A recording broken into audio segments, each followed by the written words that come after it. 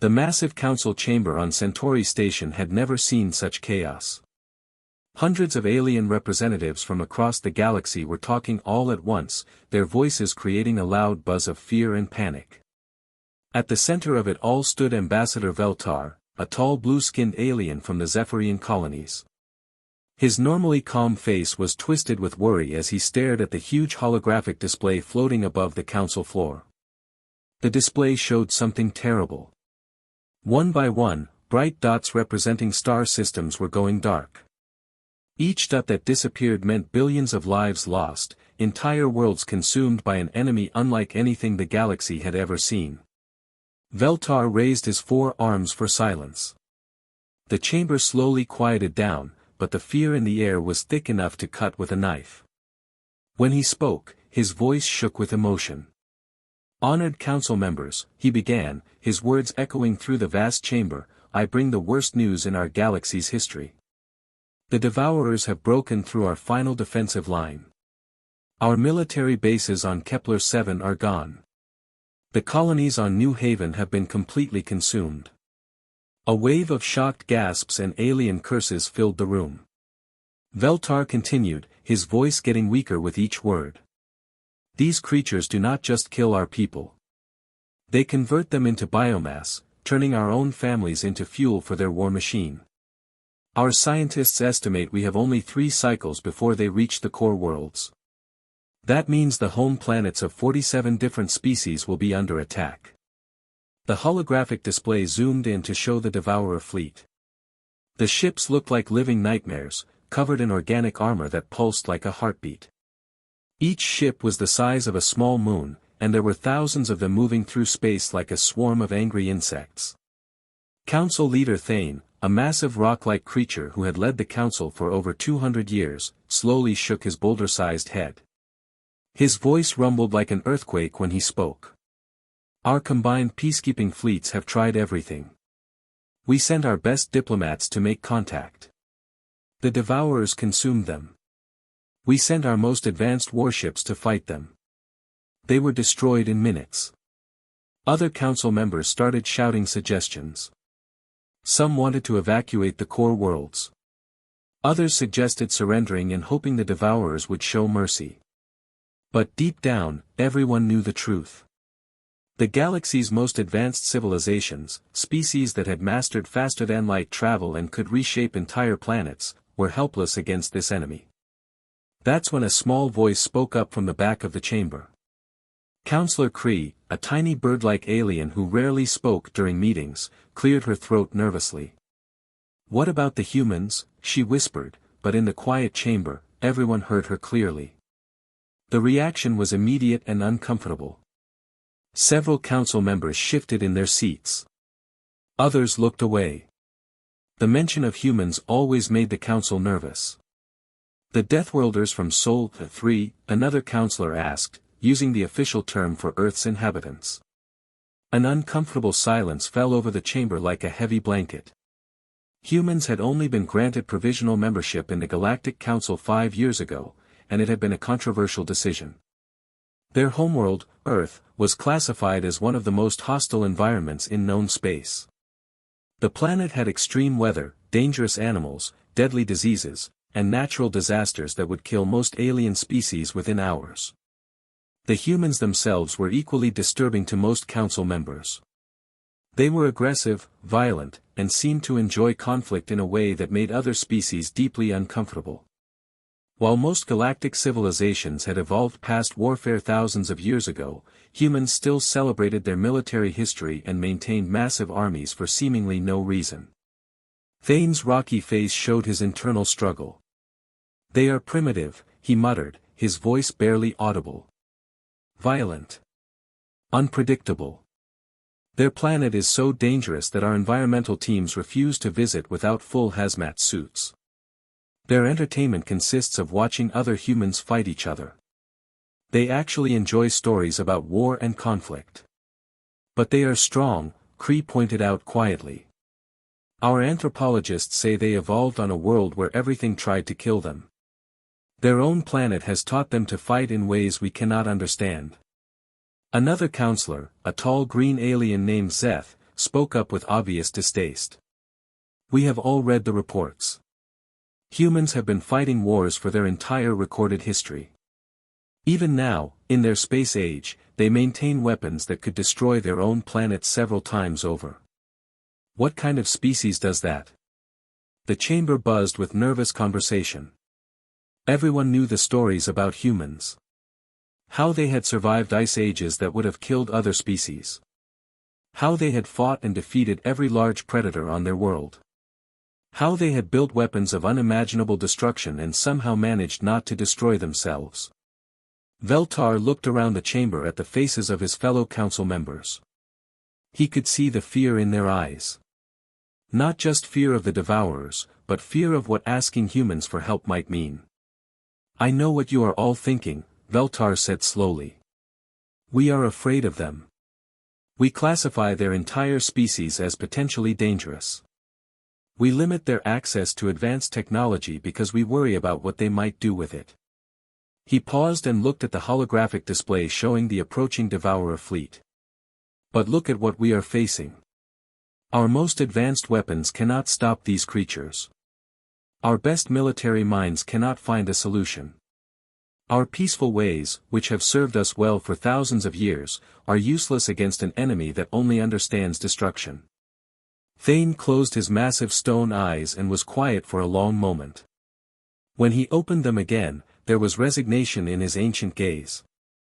We have no choice, he said finally. May the cosmic forces help us all, but we have no choice.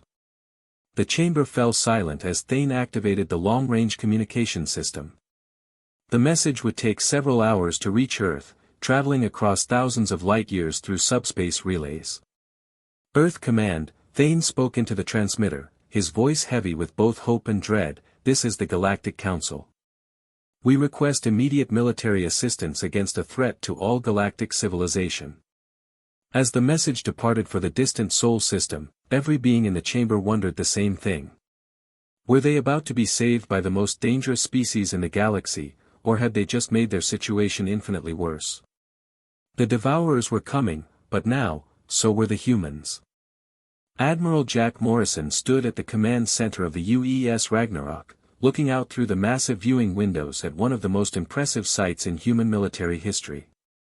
37 warships floated in perfect formation around the flagship, each one a masterpiece of human engineering and aggressive design. These weren't the sleek, elegant vessels that other alien races preferred. These were built for one purpose only, to win wars. The Ragnarok itself was a monster of a ship, stretching over 2 kilometers from nose to tail. Its hull was covered in thick armor plating that could withstand direct hits from nuclear weapons. Weapon turrets jutted out from every angle, each one capable of destroying smaller ships with a single shot. The humans had learned long ago that in space, there was no such thing as too much firepower. Jack had been in the military for over 20 years, working his way up from a simple foot soldier to the commander of Earth's most powerful battle fleet. His weathered face showed the scars of countless battles, and his steel-gray eyes missed nothing as he watched his crew prepare for what might be the biggest fight in human history. The bridge around him buzzed with activity. Dozens of officers and technicians worked at their stations, running final checks on weapons systems, shields, and engines. The air was thick with tension and excitement. Every person on board knew they were about to make history. "Sir, all ships report ready for jump," announced Lieutenant Commander Riley Chen from her position at the tactical station. "Weapon systems are armed and ready.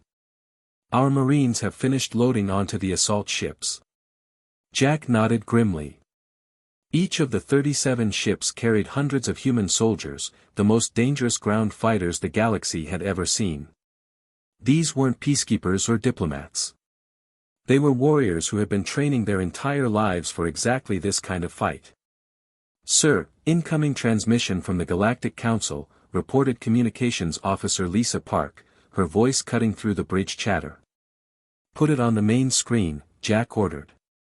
The massive display at the front of the bridge flickered to life, showing the face of an alien diplomat. The creature looked like a tall, thin humanoid with blue skin and large, frightened eyes. When he saw the human fleet spread out behind Jack, his already pale face went even whiter. "Admiral Morrison," the alien began, his voice shaking slightly, we expected perhaps a small peacekeeping force. A few ships to help with evacuation efforts, maybe some medical supplies." His voice trailed off as he took in the sight of the human battle fleet. Each ship bristled with weapons that were clearly designed for one thing: destroying enemies as efficiently as possible. The alien's large eyes grew even wider as he realized what he was looking at. Jack stepped forward, his expression serious. "You asked for help against a species that eats planets and turns living beings into fuel for their war machine," he said calmly. "This isn't a peacekeeping mission or a humanitarian aid effort. This is war, and war is what humans do best." The alien diplomat seemed to struggle for words. "But surely.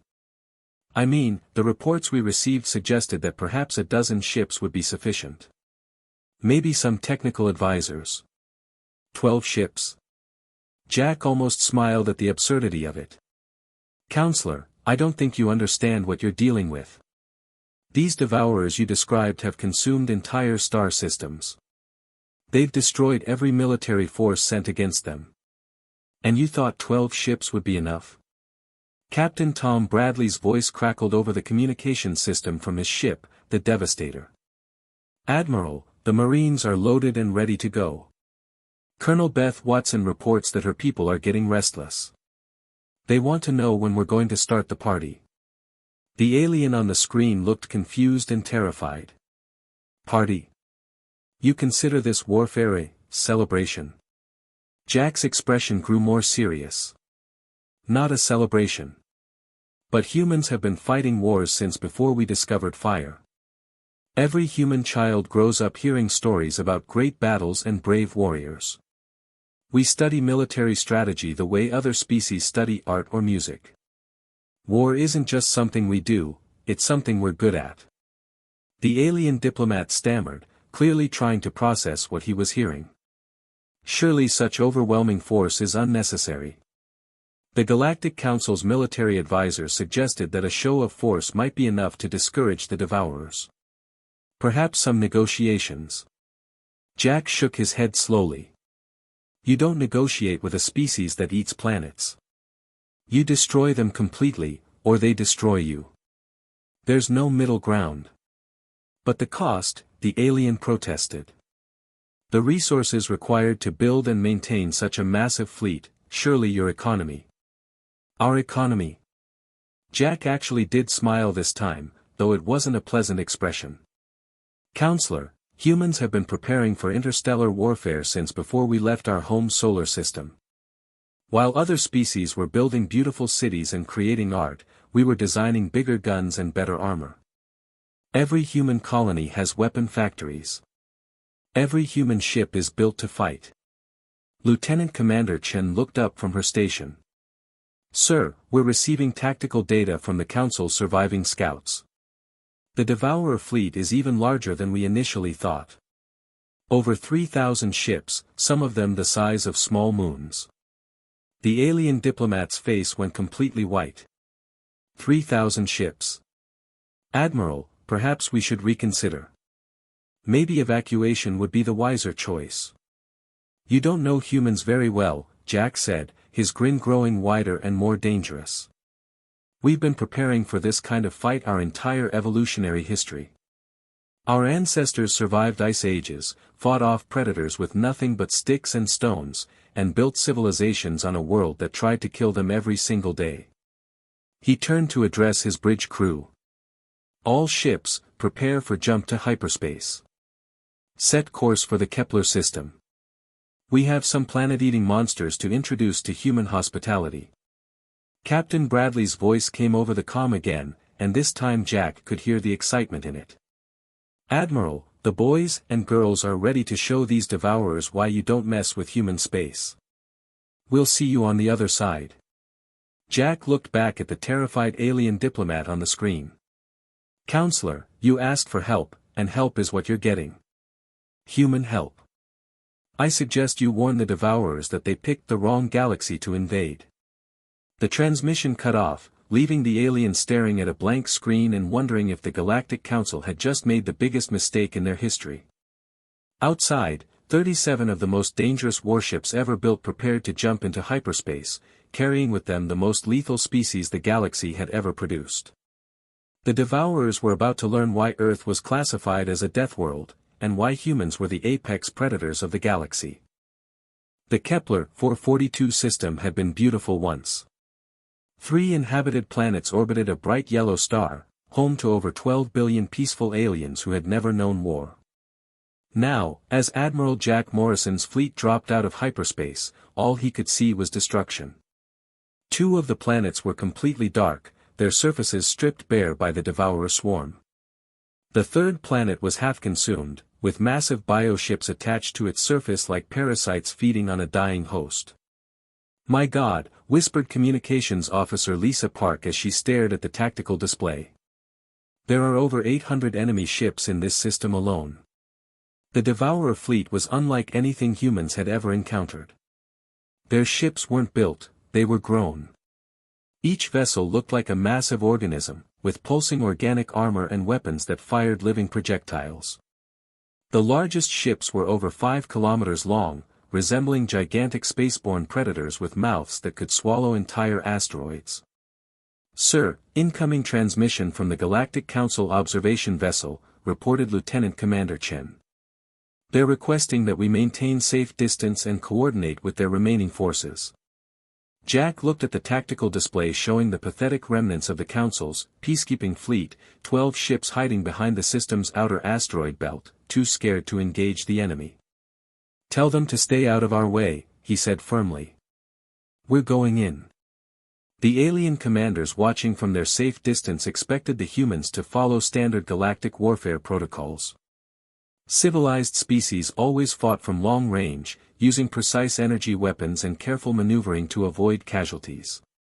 Wars were supposed to be clean, organized affairs that minimized damage and loss of life. They were about to learn that humans had never heard of civilized warfare.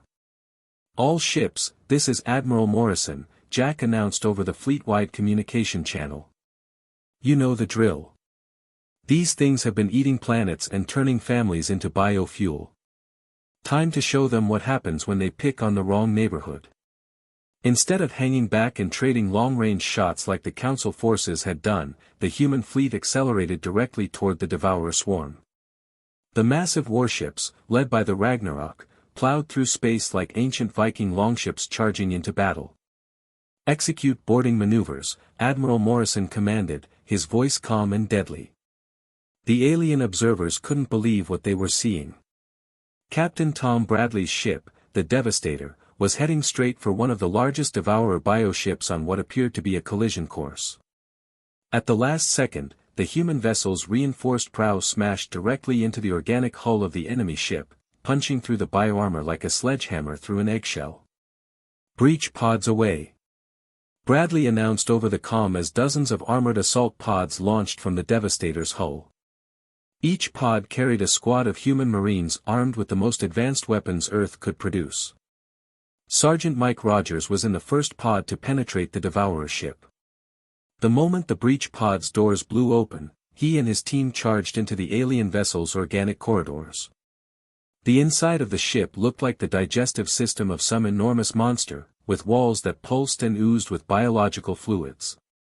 "Contact front," shouted Corporal Billy Davis as the first Devourer warriors appeared. The creatures were nightmarish, part insect, part machine, with razor-sharp claws and acid that could dissolve most materials. They had been designed to terrorize and consume the peaceful species of the galaxy. But they had never fought humans before. Rogers' team opened fire with plasma rifles and explosive charges, turning the narrow corridor into a hellscape of destruction. The Devourers, who had expected easy prey, suddenly found themselves facing warriors who fought with the fury of cornered wild animals. "Move, move, move." Rogers shouted as his team advanced through the ship, using demolition charges to blast through bulkheads and plasma cutters to carve new passages when the existing ones were blocked. Colonel Beth Watson, leading Marine operations from the command ship, watched the tactical displays with grim satisfaction. "These things don't know how to fight someone who fights back," she radioed to Admiral Morrison. "They're used to prey, not predators. Our boys are cutting through them like paper." On the Council observation vessel, Ambassador Veltar and his military advisors watched in complete shock as human marines tore through Devourer ships using tactics that violated every rule of civilized warfare. The humans weren't just fighting, they were dismantling their enemies with surgical precision and obvious enjoyment. "They're boarding multiple ships simultaneously," reported the Council's military observer, his voice shaking. "Their marines are using explosive charges in enclosed spaces. They're fighting hand-to-hand with creatures twice their size. This is madness." Ambassador Veltar stared at the display showing human soldiers literally punching holes through Devourer bioarmor with powered exoskeletons. "They're not just winning," he whispered in horror. They're enjoying this." Lieutenant Dave Cooper, leading a demolitions team inside one of the larger bioships, grinned as he planted his fifth explosive charge of the day. The Devourer warriors they had encountered were fierce, but they fought like animals, all instinct and rage. Humans fought like thinking predators, using strategy, teamwork, and an absolute refusal to give up. "Fire in the hole!" Cooper shouted as his latest charge detonated, opening up a massive hole in the ship's central nervous system. Green biofluid sprayed everywhere as the ship's organic components began shutting down. "Ma'am," Cooper radioed to Colonel Watson, "these bugs definitely picked the wrong species to mess with. They might be able to scare peaceful farmers and diplomats, but they've never met anything like us." The battle that Council military experts had predicted would take days was over in less than 4 hours. 37 human ships had destroyed or captured over 200 Devourer vessels, with minimal casualties on the human side. Most shocking of all to the watching aliens was what happened next. For the first time in their recorded history, the Devourers began to retreat. The creatures that had consumed entire civilizations, that had never shown fear or hesitation, were running away from the human fleet. Admiral Morrison stood on his bridge, watching enemy ships flee the system. "All ships, cease fire. Let them run. They'll spread the word to the rest of their kind that humans are here." Colonel Watson's voice came over the comm, tired but satisfied. "Admiral, we've secured 12 intact bioships for study. Our casualties are minimal, mostly scrapes and bruises. The Marines are asking when they get to do this again." Ambassador Veltar, still watching from the observation vessel, realized that everything had changed. The galaxy's most dangerous threat had just met something even more dangerous, humanity unleashed. And the humans had won so decisively that it looked almost easy. The question now wasn't whether humans could protect the galaxy. The question was whether the galaxy needed protection from its new guardians. Zephyrian Prime had once been called the jewel of the outer colonies. The planet's crystal cities had sparkled under twin suns, and its floating gardens had been famous throughout the galaxy for their beauty. Now, as Colonel Beth Watson's dropships descended through the toxic atmosphere, all she could see was a nightmare landscape of organic corruption and death. The Devourers had been on the planet for 3 months, and they had transformed it into a living hell. What had once been peaceful cities were now writhing masses of biomachinery, processing the planet's population into fuel for the endless war machine. Massive organic towers stretched into the sky like infected limbs, pumping poisonous gases into the air that would kill most alien species in minutes. 30 seconds to touchdown, announced the dropship pilot over the intercom. "Hope you boys and girls packed your appetite for violence, because this place is crawling with hostiles." Colonel Watson stood in the center of the troop compartment, looking at her Marines as they made final equipment checks. These weren't the ceremonial soldiers that most galactic species maintain for parades and peacekeeping. These were killers, trained from birth on the most dangerous planet in known space, equipped with weapons and armor that reflected thousands of years of human warfare evolution. "Listen up, people," Watson called out as the dropship shook from atmospheric entry.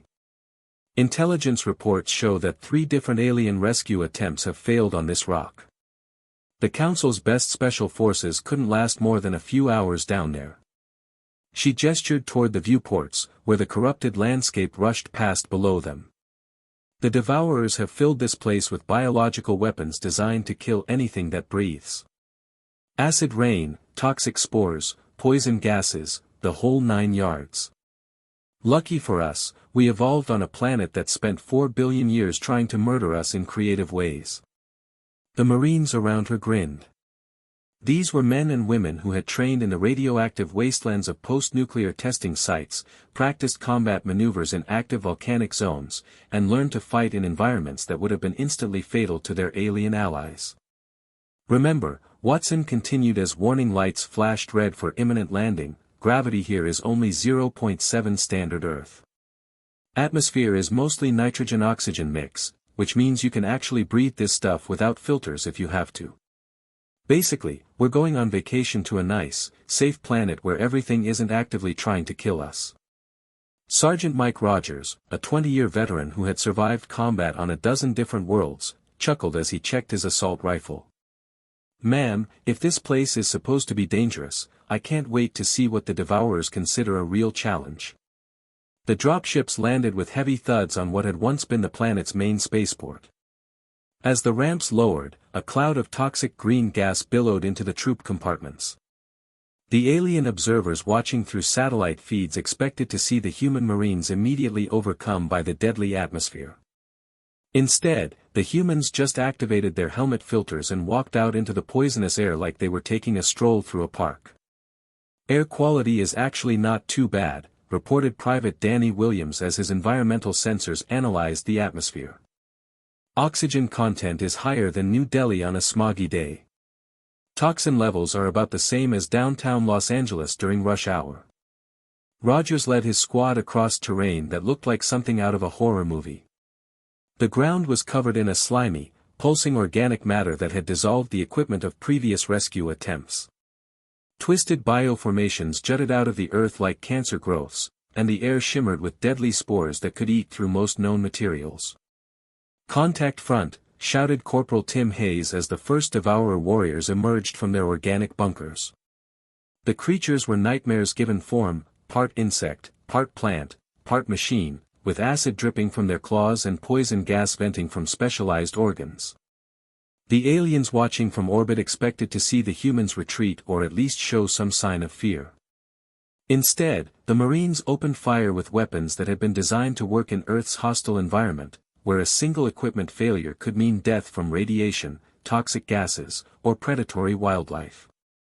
These Devourers adapted to fight civilized species, reported Captain Jenny Adams from her forward position as her team systematically destroyed a bioformation twice the size of a city bus.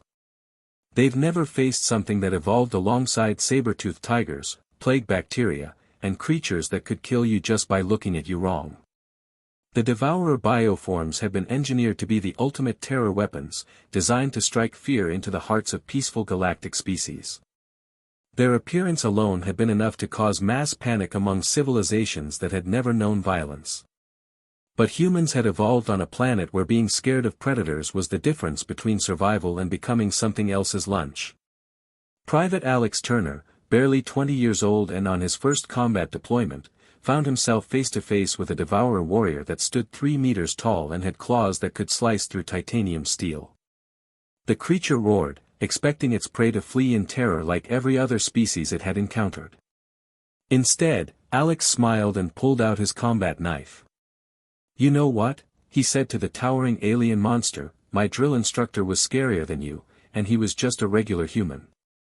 What happened next would become legendary in human military circles. The young private used techniques that his ancestors had developed hunting woolly mammoths and fighting cave bears. He moved with the vicious creativity that came from a species that had to fight for every evolutionary advancement, using the creature's own size and aggression against it. Within minutes, the Devourer warrior was down, taken apart by a human who weighed half as much and was armed with nothing more than a sharp piece of metal and 4 billion years of predatory instincts. Turner just took down a bio-warrior with a knife, radioed Sergeant Rogers to Colonel Watson. "These things might be scary to species that evolved eating grass, but they've never met real predators before. The battle for Zephyrian Prime had been expected to take weeks, with heavy casualties and uncertain outcomes. Previous alien rescue attempts had failed within hours, their advanced technology useless against the biological horrors the Devourers had created.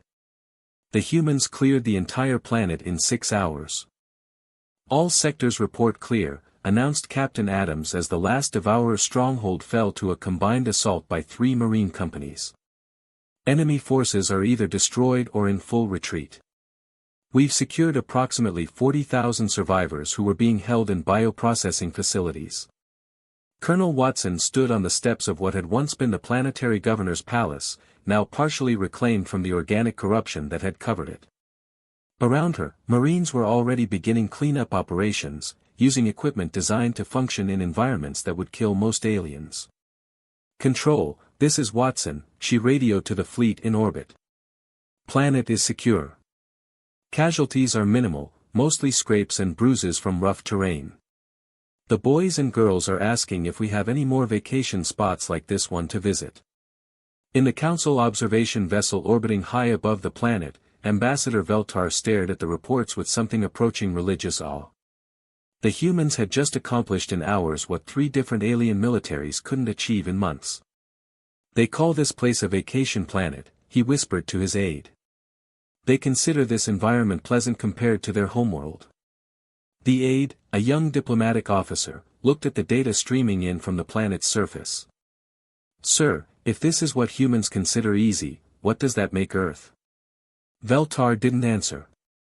He was too busy wondering whether the galaxy had just been saved by its most dangerous species, or whether they had simply traded one threat for something even more terrifying. Either way, the age of human dominance had begun. 3 months had passed since the first desperate call for help had gone out from the Galactic Council. What had started as a plea to unknown Deathworlders had turned into the most decisive military campaign in galactic history. The final Devourer hive ship, a massive bioconstruct the size of a small moon, drifted dead in space as Captain Tom Bradley's Marines finished their brutal work inside its organic corridors. "That's the last of them, Admiral," Bradley reported over the comm from the bridge of his ship, the Devastator. His voice carried the satisfaction of a job well done, mixed with the exhaustion that came from 3 months of non-stop combat. "My boarding teams have secured the hive ship's central nervous system. The thing is completely dead now." Admiral Jack Morrison stood on the bridge of the Ragnarok, looking out at the debris field that had once been the largest Devourer fleet ever assembled. Thousands of bioships floated lifeless in the void, their organic hulls cracked and bleeding the strange fluids that had once powered their terrible weapons. It was a graveyard of nightmares, and humanity had been the gravedigger. "Confirmed kills on over 12,000 enemy vessels," reported Lieutenant Commander Riley Chen from her tactical station. "Our science teams have captured 47 intact ships for study. Total human casualties across all 3 months of fighting." She paused, double-checking her numbers. 83 wounded, 12 killed in action. Jack nodded grimly. 15 lives lost was 15 too many, but considering they had just fought a war against creatures that had consumed entire star systems, the numbers were almost unbelievable. The difference had been simple: humans were bred for war in a way that no other species in the galaxy could match. "Sir, incoming message from the Galactic Council," announced Communications Officer Lisa Park. "They're requesting your immediate presence at Centauri Station for an emergency session."